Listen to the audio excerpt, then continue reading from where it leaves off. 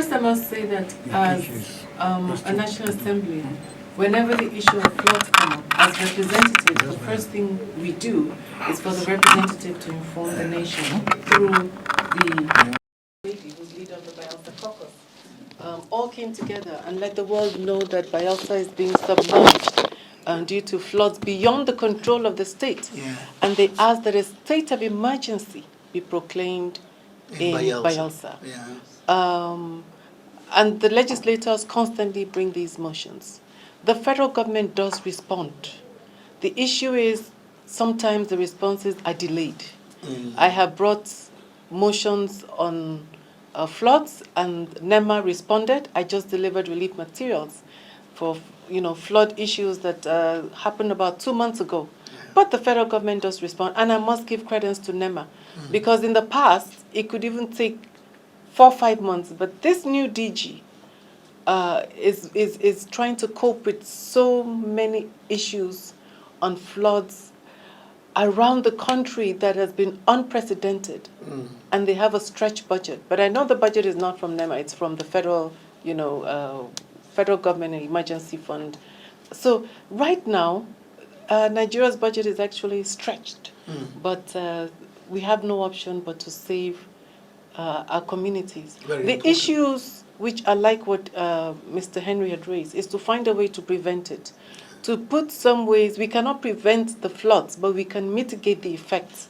So I think the issues on government now would be to sort of do some technical assessment. I'm not into the building industry or engineering sector, but they need to do an assessment. How can we mitigate the effects of this flood in the future? And I think that's where we as representatives need to go back and sit down and speak up and look at the holistic picture of the country, not just one area.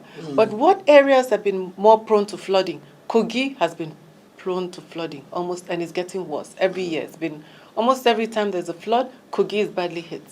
Why is that so? I think it's because of their proximity to the rivers.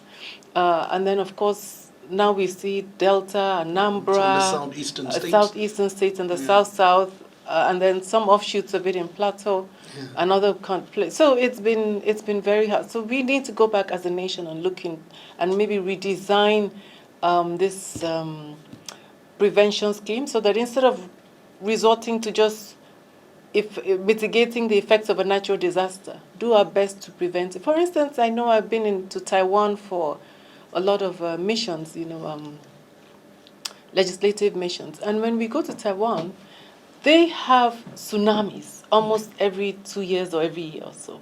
But the buildings are built in such a way that you just feel a little shake of the earth. Right from the foundation of every building in Taiwan is built in such a way that it takes, cognizance of the fact that this is a constant, it's a tsunami-prone area, and they build it sufficiently. So everybody is just told to stay indoors. So I think Nigeria is we've come to that point where we should expect these floods now, maybe more often than not, and so we have to plan against it as a nation, and I'm sure we'll do that. Our guest is the member representing Langtang North and South Federal Constituency of Plateau State, Right Honorable Beni Lar, Chairman House Committee on Science and Technology. Well, Nigerian women are very vibrant women. Nigerian women are resourceful, industrious, and Nigerian women are some of the most intellectually endowed women in the world, as you can see from the likes of Ngozi Okonjo-Iweala, Amina Mohammed. Let's use your name, Right Honorable Beni Lar. Thank you. I should blow your own trumpet. I understand that. Thank you so much. Hopefully we'll have a female speaker someday. I don't know who that will be. It's possible. So, but Nigerian women in Nigeria, especially when it comes to politics, tend to shy away from politics. And that is why the space is dominated mainly by men. It's very sad sometimes when you go to a meeting and you discover you're the only female in the room. Nigerian women should be encouraged across this nation, regardless of ethnicity, religion, tribe, age, to go into politics. Because whenever women are in politics, it has been proven that women perform better than men. So you're right. What a man can do, a woman can do, and even better. Interesting. So I would encourage that we amend the necessary laws, especially the party constitutions. The amendment should start from there to make sure that the hierarchy of the party, starting with, doesn't intimidate women. Where the man is a national chairman, let's get at least 2 women or 1 or out of the 3 deputy chairmen to be a woman. The secretary of the party should be a woman, not just a woman leader. That is usually the position reserved for women, or maybe at the most a treasurer. Women should contest for positions, and women should be encouraged by their various constituencies to encourage other women in various constituencies should support other women all round. I think most importantly is just encouraging women to contest and giving them your vote when they do contest. A lot of capable women may come out and not have the money, but she, when she gets there, will be better than a man. But because she doesn't have the money, you find that in some constituencies, after all, what is she giving me? But in most cases, if that woman had been given that chance, that position, she would perform better in that position than a man. For instance, Nigeria needs female governors. One of the reasons why we have low performance of some governors is because, the best doesn't always emerge. So women have this unique advantage of being prudent, being focused, and being better managers of resources. Give a woman an opportunity to manage the local government's resources. You'll find that local government will run better than the one that a man runs. So let us give women more. I was very impressed one time I went to, I believe, Bayelsa State during the time of Goodluck Jonathan, when he was president. And a lot of the women there were chairmen of the local government, and the men were happy. So I think we should use that Bayelsa model across the nation. Massive. Fine, but for that day and for the week before, please keep yourself free from accepting any form of inducement, because you do a favor to this nation. Change leadership that you feel isn't efficient, and work with this country to bring about change. If we keep doing things the way we do it, voting in leaders who are not performing, then we have no reason to cry. So the best thing is to, whoever you believe in, that's up to you. But if you believe from the bottom of your heart that this is the person that will lead us or take us to the promised land, as the case may be, stick to that person. And do not, and then look very well before, Nigerians will say, shine your eyes before you vote for a person. What is the credibility of this person? What's the past record of this person? What does this person have to offer? It's unfortunate, but today you find a lot of Yahoo boys even in politics. And you find drug barons in politics. You find all sorts of people in politics. And because they have money to throw around, people want to vote for them. So I think these are some of the things we're saying. Some people have very terrible criminal records. Some people have other issues. Scrutinize all these things properly before you select your candidate. Select any candidate that you feel will improve your community, regardless of where that person is from or the ethnicity, gender, or that shouldn't be an issue. But it should be the capacity of the individual. I think we are learning. We're still in the learning process.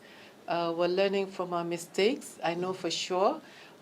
They fought for democracy against the military, but I know by the special grace of God, the military will never come back as a government. Rather, will continue to enjoy this democracy. So that's a major achievement. Very true. I think we've entrenched the values of democracy as a nation, and I foresee that being good for us. I think also Nigerians demand for good governance, and so anybody in position now is more aware of that and Very becoming more responsible to their duties and the demands of their office. So I think we're improving. We're still in a learning process.